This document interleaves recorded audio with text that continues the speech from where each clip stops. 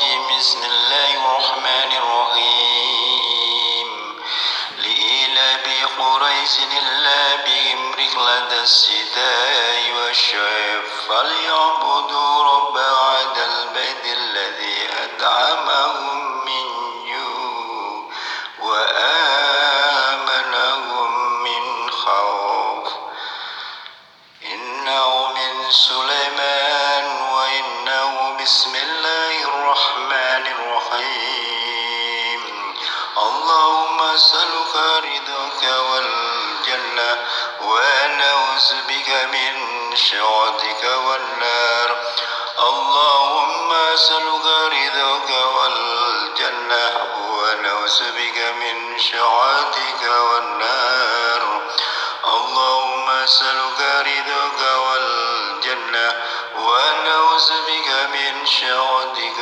والنار اللهم أسألك رضاك والجنة ونعوذ بك من سخطك والنار. Sadaqallahul Adzim. Assalamualaikum warahmatullahi wabarakatuh. Salam jumpa kembali untuk seluruh sahabat-sahabat YouTuber, sahabat media, serta para pemirsa dan seluruh para pendengar di seluruh tanah air Indonesia, dan termasuk para penggemar setia, baik termasuk seluruh sahabat-sahabat di luar negeri sana. Semoga senantiasa kita tetap dalam lindungan Allah Subhanahu wa taala. Di sini saya pribadi Bung Jepri selaku membawa acara Radio RS yang ada di channel Sada mengudara kembali untuk Anda dalam acara tanya jawab seputar dunia lain. Kali ini saya akan bacakan salah satu atensi yang bernama namanya Yudiantoro dari Kampung Semarang. Assalamualaikum warahmatullahi wabarakatuh. Bung Jepri, salam kenal, salam senggol Bung Jepri. Alhamdulillah Bung Jepri, saya baru bisa menjangkau adanya Anda di mana adanya Radio RS yang ada di channel Sadam. Alhasil alhamdulillah Bung Jepri. Jadi saya dengan mudahnya tutur kata terhadap Anda Bung Jepri. Saya sudah cukup lama Bung Jepri, hampir 3 sampai 4 bulan yang lalu. Kebetulan saya kan suka jalan-jalan Bung Jepri di bukit-bukit gitu Bung Jepri. Di Semarang sana kan di daerah pegunungan masih banyak pohon-pohon rindang gitu Bung Jepri ya. Pada saat itu saya memang kebetulan lagi mencari kayu yang pagah Bung Jepri buat bikin ketapel gitu Bung Jepri, karena di situ banyak kayu-kayu bagus itu Bung Jepri. Pada saat saya naik pohon, lantas saya sudah kedapatan kayu yang saya maksud buat bikin ketapel. Begitu turun, tiba-tiba pohon yang sudah saya taikin tadi, yang sekesentuh tangan saya, tiba-tiba ada sosok mata yang ada di pohon tersebut. Saya pantau baik-baik, ini mata apaan ya di pohon, kok ada mata kelip-kelip gitu Bung Jepri. Ternyata begitu saya sentuh dengan ujung jari saya Bung Jepri, ada suara memandu Bung Jepri. Hai anak muda, tataplah baik-baik yang kau lihat, yang kau bilang mata. Tataplah, ada apakah dengan benda tersebut? Saya nengok kanan kiri Bung Jepri, kaget dibuatnya. Suara itu terdengar jelas tapi tidak ujuk. Siapa dia yang bicara? Sampai-sampai saya nengok kanan kiri. Akhirnya ada panduan lagi Bung Jepri. Anak muda, kau tidak usah bingung. Inilah saya yang bicara, yang kau lihat dikatakan mata. Sayalah adalah batu serat kayu. Ambillah batu serat kayu bertuah. Ambillah. Bila kau menginginkan, kau akan tahu faedahnya. Disitulah saya bingung Bung Jepri, bagaimana caranya menyongkel ya, sedangkan dia terdapat di pohon. Akhirnya sebisa saya, kebetulan saya membawa gergaji kecil Bung Jepri. Saya gergaji bagian yang ada mata tadi yang dikatakan serat kayu bertuah Bung Jepri. Setelah saya kedapatan, lantas saya pulang Bung Jepri. Malamnya saya dimimpikan, padahal baru jam 2 pagi Bung Jepri. Saya kaget sontak dibuatnya karena apa? Yang saya mimpikan adalah bertemu dengan serat kayu tadi Bung Jepri, seperti mata Bung Jepri bentuknya. Memang bagus berserat Bung Jepri, warnanya kecoklat-coklatan muda. Begitu saya dapat panduan lewat mimpi, suruh dia datengin. Kebetulan kan batu berserat tadi saya simpen di lemari Bung Jepri. Akhirnya apa Bung Jepri, saya ambil. Begitu saya buka, di mana adanya laci lemari, saya kaget dibuatnya Bung Jepri. Saya sampai sontak saya membaca la haula wala quwwata illa billahil aliyyil azim, karena si batu berserat itu mengeluarkan cahaya Bung Jepri. Lantas saya mengatakan gini, siapakah Anda sebenarnya? Terus terang saya orang awam, tidak ngerti apa-apa. Katanya batu berserat bertuah.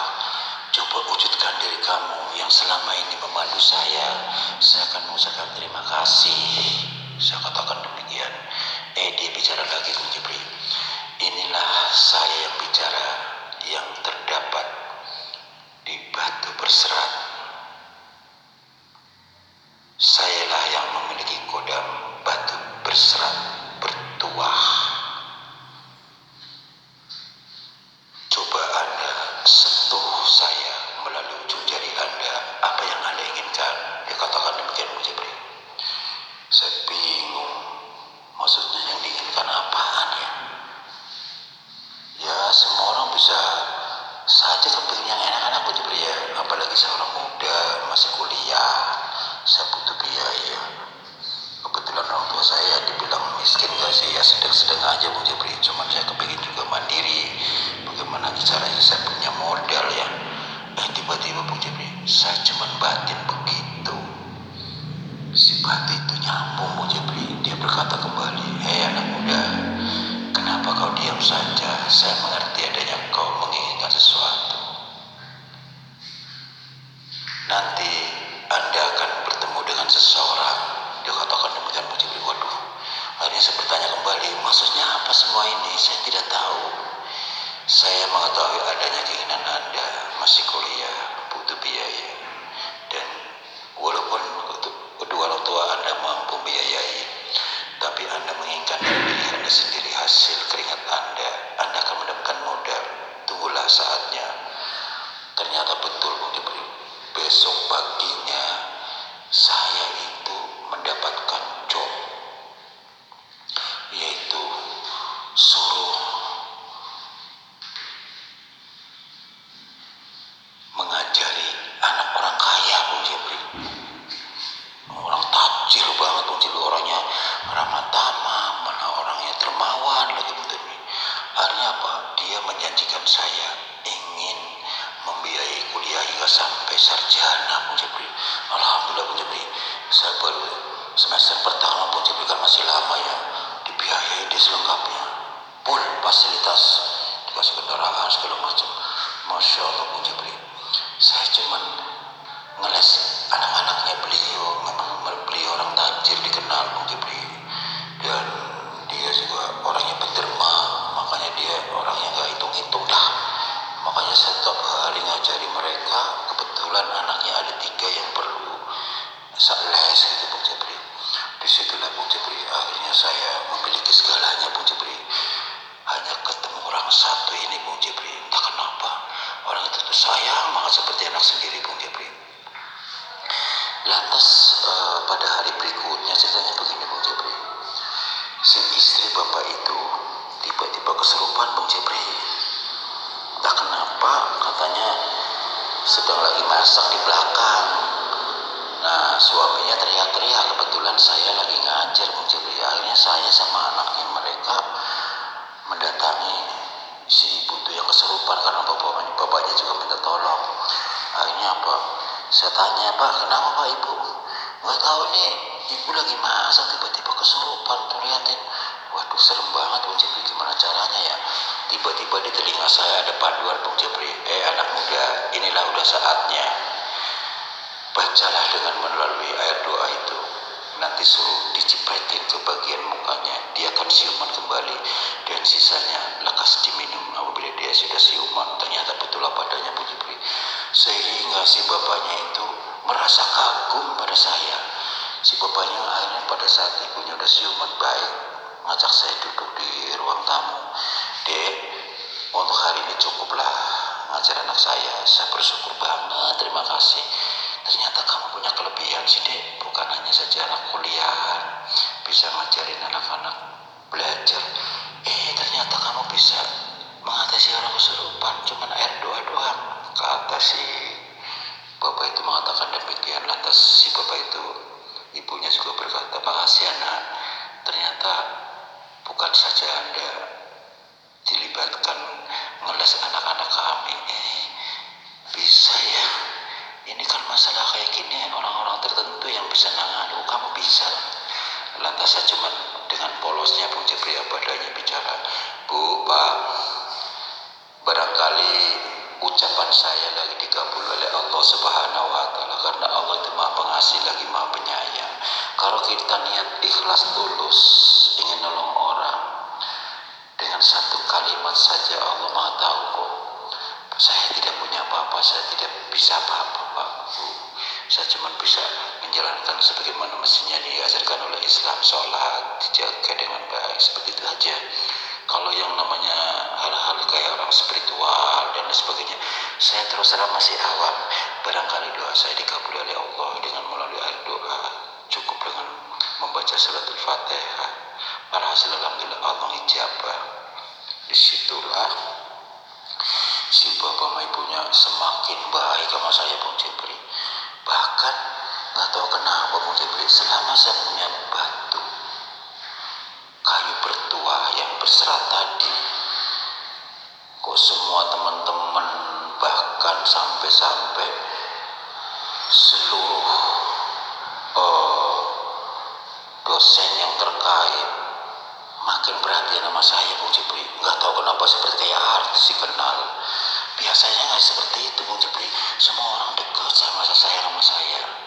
Disitulah Bung Jepri, perubahan saya banyak sekali hal seperti itu. Namun yang perlu saya pertanyakan Bung Jepri, selama 3-4 bulan ini membuat tanda tanya saya, siapakah batu kayu berserat tadi yang bertuah Bung Jepri, dan siapa yang memandu suara itu? Hingga sampai saat ini saya belum diperlihatkan aslinya selama memandu saya. Dan Bung Jepri, apakah sesuai hukum-hukum Islam saya memiliki barang-barang bertuah, termasuk hal-hal yang dilanggar hukum agama? Kalau memang dilanggar, saya akan buang. Kalau memang tidak melanggar hukum, saya akan rawat baik-baik Bung Jepri. Mohon pencerahan dan solusinya Bung Jepri. Terima kasih atas atensi saya. Wassalam. Waalaikumsalam warahmatullahi wabarakatuh. Saudaraku yang ada di Semarang, kembali kepada atensi Anda yang baru saja saya bacakan bahwasanya Allah memberikan rezeki bermacam-macam cara. Bahkan saya juga bertanya kepada Anda ya, apakah Anda pernah di benak Anda akan terjadi sesuatu yang baru saja Anda bicarakan dengan saya? Bukankah tidak seperti itu kan? Itu di luar nalar, di luar pemikiran kita. Jadi kalau kita kembali balik diri kita di hadapan Allah, Allah memberikan rezeki bermacam-macam cara. Barangkali ini kelebihan Anda selama ini menginginkan, ingin mandiri dari keringat Anda sendiri tanpa harus selalu katakanlah membebani kedua orang tua Anda, sekalipun kedua orang tua Anda mampu membiayai kuliah. Itulah salah satu wujud bahwa doa Anda selama ini dikabul oleh Allah Subhanahu wa Ta'ala melalui perantara batu kayu berserat tadi yang bertuah ya. Jadi kembali kepada saudaraku yang ada di Semarang, Anda bertanya apakah ini haram hukumnya saya memiliki barang-barang bertuah seperti ini? Hak halal buat Anda selama Anda satu tujuan, menyembah kepada Allah Subhanahu wa Ta'ala, tidak ada masalah. Itu hanya sebagai perantara. Rawatlah dengan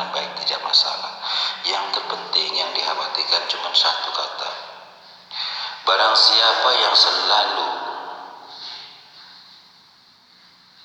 mempercayai sesuatu benda dan disembah-sembah adanya, itu hukumnya dosa, dalam arti kata menduakan Tuhannya, nauzubillah.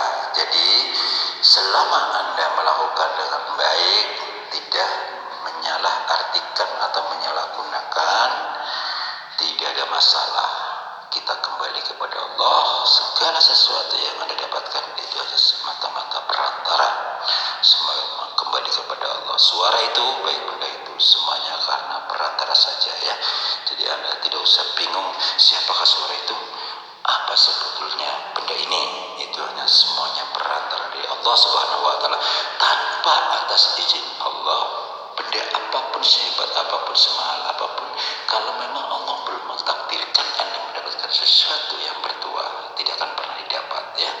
Jadi sesuatu benda yang bertuah, sekalipun kita niat ingin mencarinya sampai ke ujung langit, Anda tidak akan pernah dapat. Kalau memang sudah waktunya akan mudah, seperti yang baru saja Anda ceritakan melalui atensi ya. Jadi saya tegaskan kembali lagi kepada saudaraku yang ada di Semarang, bahwasanya tidak ada kaitannya dengan masalah halal ya, atau haram, atau melanggar hukum. Jadi itu hanya semata-mata perantara. Tapi kita kembalikan kepada Allah, bahwa Allah yang esalah yang kita sembah, bukan kepada suatu benda ya. Untuk saudaraku yang ada di Semarang, bila Anda mendapatkan rezeki banyak sekalipun Anda dalam kondisi kuliah, tetap saja Anda punya hak untuk berbagi terhadap sesama 2,5% milik orang lain. Karena Anda sudah kedapatan seseorang yang baik dan berderma, bahkan Anda kuliah pun bebas ya, dijamin hingga sampai lulus. Bahkan Anda mendapatkan masukan-masukan dari jalur lain. Alhasil alhamdulillah Anda memiliki kelebihan-kelebihan. Disitulah Anda manfaatkan yang baik. Dan harapan saya untuk saudaraku yang ada di Semarang, coba Anda lebih memperbanyak mempelajari di channel Ayah Sadam ya. Di situ banyak amal-amalan. Saya percaya dengan adanya Anda hobi atau senang bersikir ya, untuk berkepanjangan, insya Allah akan membantu Anda, akan mempermudah Anda ya. Karena itu adanya berkaitan dengan benda bertuah. Jadi Anda perlu mempelajari di konten-konten Ayah Sadam, banyak sekali di situ, agar Anda tidak disetir oleh suatu benda bertuah pada saatnya nanti, supaya Anda tidak akan pernah terkecoh adanya. Sehebat apapun seseorang yang memiliki benda bertuah, pada akhirnya kita akan dikecoh, akan diuji. Jadi sebelum Anda diuji olehnya untuk berbuat jahat, sedia payung sebelum hujan, dalam arti kata Anda tawasul. Coba Anda amalan-amalannya dipelajari di konten-konten Ayah Sadam, banyak sekali ya, banyak yang serupa dengan konten-konten yang ada. Kedapatan sesuatu benda bertuah, saya sudah berikan masukan dan amalannya, supaya Anda bisa menyetir benda tersebut yang bertuah ya, supaya Anda tidak akan pernah disetir oleh benda bertuah tersebut ya. Saya rasa Anda cukup puas dan jelas atas pencerahan dan solusi dari saya. Demikianlah saudaraku yang ada di Semarang, semoga Anda bersama keluarga tetap dalam lindungan Allah Subhanahu wa taala, dan tetap lanjut kuliah sampai akhir, dan jaga istiqomah dan salat malamnya ya. Demikianlah saudara pendengar yang berbahagia di seluruh tanah air Indonesia. Inilah salah satu pemuda yang baru saja kuliah semester 1, kedapatan sosok satu batu kayu berserat dan bertuah adanya. Semoga bermanfaat. Apabila ada salah-salah kata, baik sengaja tanpa sengaja, saya pribadi mohon maaf. Karena waktu jual kami harus turun dari udara. Insya Allah kita jumpa lagi besok di waktu sama dengan acara yang sama, tanya jawab seputar dunia lain. Akhirnya saya tutup. Wassalamualaikum warahmatullahi wabarakatuh. Ihdinas syiratal mustaqim.